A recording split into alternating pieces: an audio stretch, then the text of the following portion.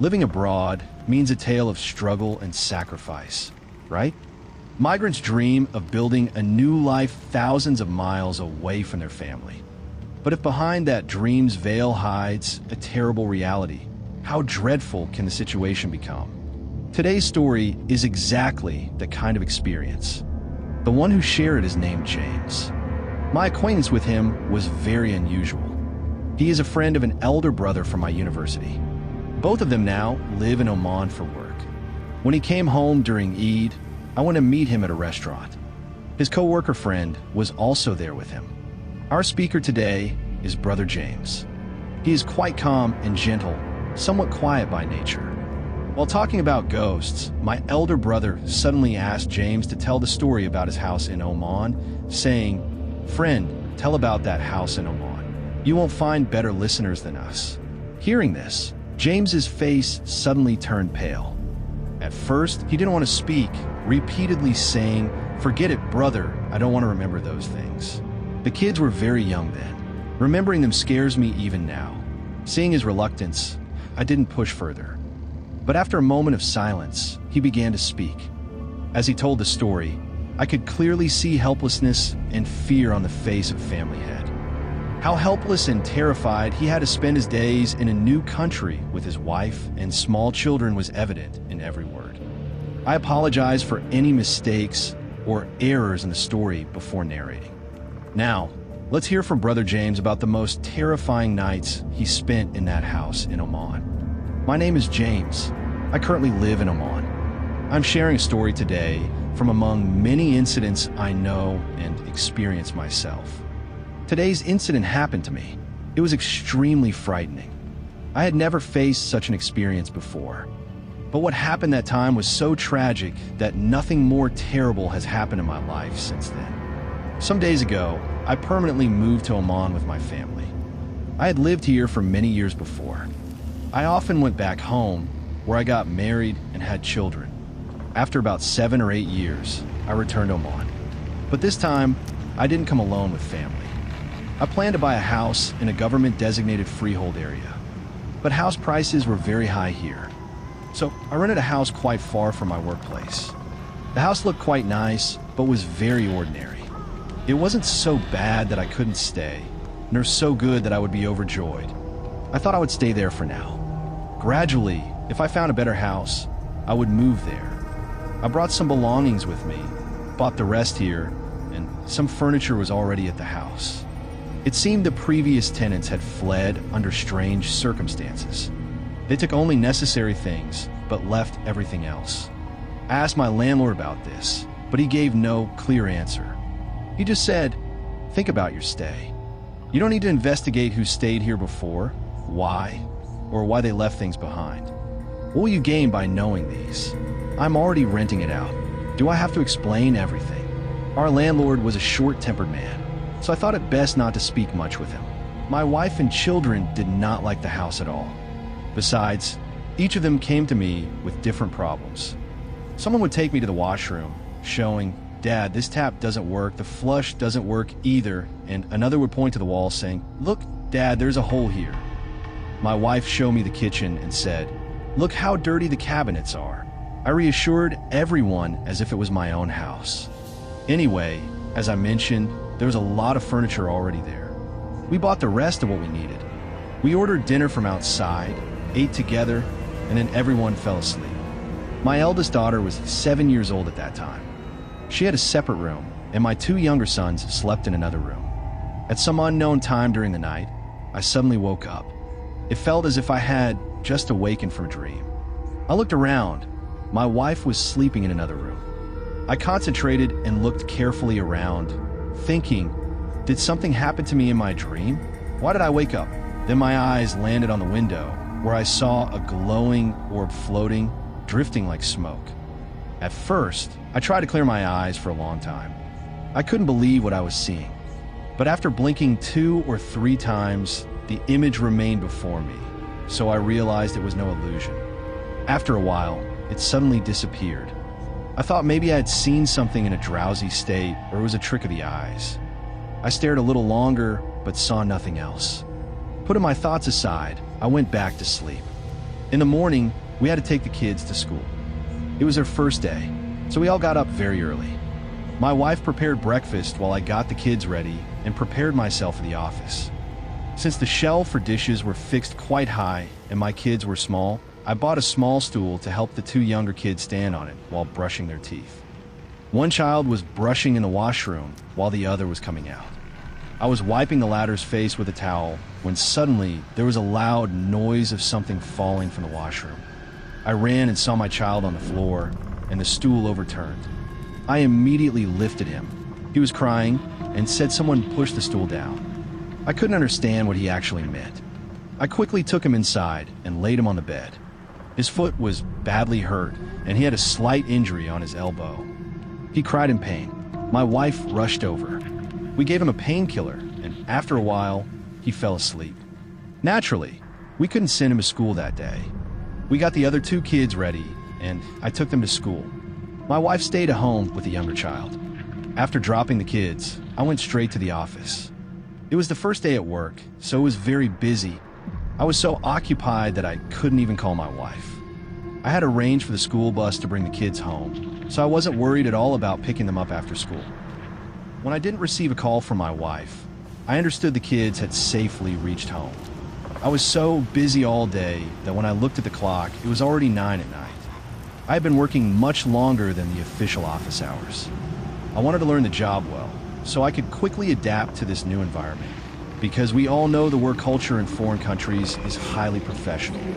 If you are hardworking, you can succeed here, otherwise, you fall behind quickly. At 9 o'clock, my wife called and asked, "It's your first day today. Is it okay to be this late on the first day?" On my way home, I bought some food for the kids from the market. When we reached home, we all ate together. I checked on the child who had been hurt in the morning. He said, "Dad, someone pushed me, so I fell."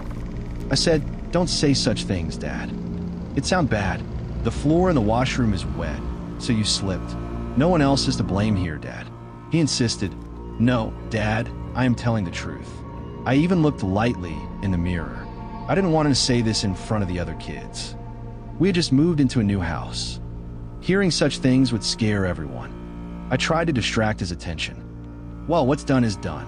Now these things are inevitable. Tomorrow you have to go to school. Get ready now. You also prepare."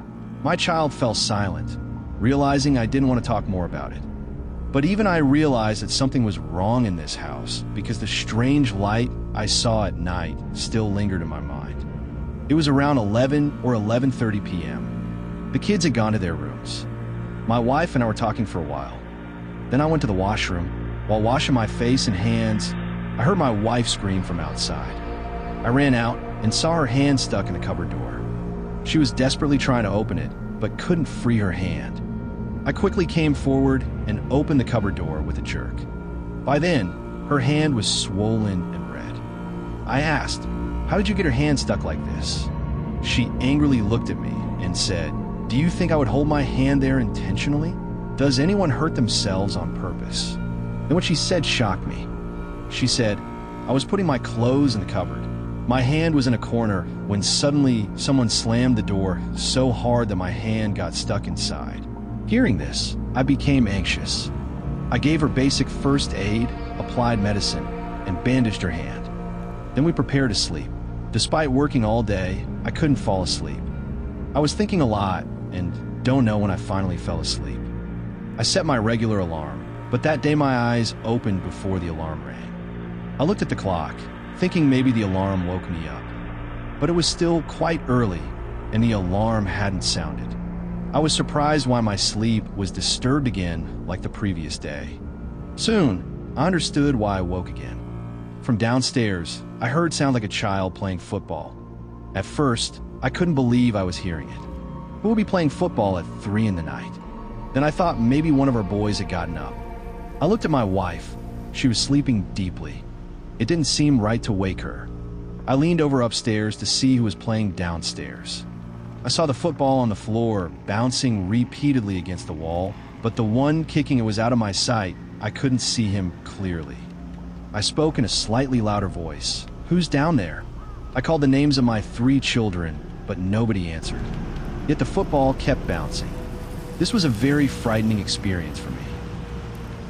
It was impossible that my children wouldn't listen to me and would behave so recklessly, especially playing like that at night. But since the sounds were coming, what else could I think? I returned to my room and woke my wife. She was such a deep sleeper that if she was suddenly awoken, she felt as if someone was attacking her. That night was no different. As soon as I woke her, she jumped up scared and asked, "What happened? Did someone come? Has anyone entered the house?" I said, "No, no one came." "Calm down a little. The noise is coming from downstairs. I'm afraid to go alone, so I thought to take you with me." At that, her blood pressure seemed to rise.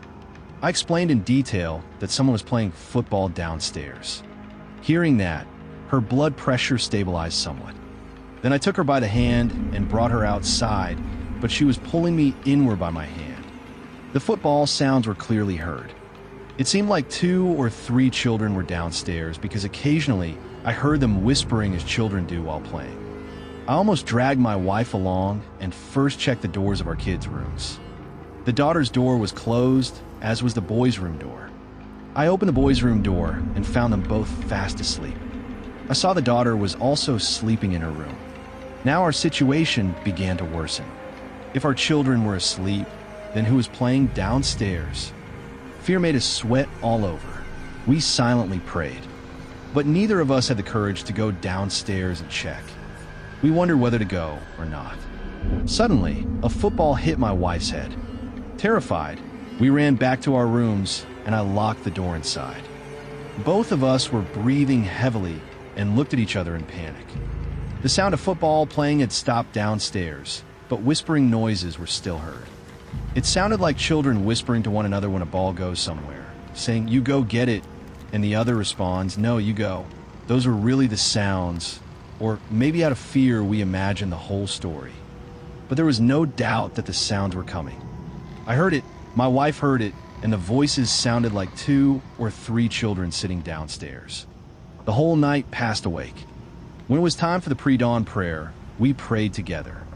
Slowly dawn broke and morning came. We were so scared that, even after morning, we feared going downstairs. Anyway, my wife bravely went to the children's rooms and woke them. I told her not to tell the children anything about it. The children woke up and started getting ready. My wife asked me, "How will I stay here alone? I am scared." Her fear wasn't unreasonable, but I found a way. I had a friend, a co-worker in Oman. Having lived here a long time, I made many friends. My friend's house was not far from ours. I called him and said, "Brother, my wife is feeling very lonely today. If your wife is home, I want to leave mine with her. I'll pick her up after coming back from work tonight." I didn't tell him the real story. My friend said, "Yes, sure, leave her. No problem." His children went to the same school as mine. So it was convenient that when my friend's wife went to pick up the children from school, she would bring our kids along too. I felt reassured that I could pick the children up from my friend's house at night. But at the same time, I wondered how we would live in that house. With so many incidents happening one after another, the children's lives were at risk. My own life was also at risk. I didn't know if the jinns there were good or bad. Anyway, when I reached my friend's house at night to pick up my wife and kids, he said, "Brother, come inside and eat dinner with us tonight." I did not refuse. We all sat together and started eating. While eating, I told my friend and his wife everything. Before that, I had sent the children to play in another room so they wouldn't hear the conversation. When my friend heard the whole story, he said, "Yes, brother, it's a serious matter. So much is happening to you. How will you stay there?" I said, "Yes, brother, I don't understand either. How can we change house so quickly? Finding a new house is not easy. And the landlord is very cunning. He won't return our advance money. But now money doesn't matter. We want a safe house. I want to live peacefully with my family. This way, we will lose sleep at night, and life will be at risk.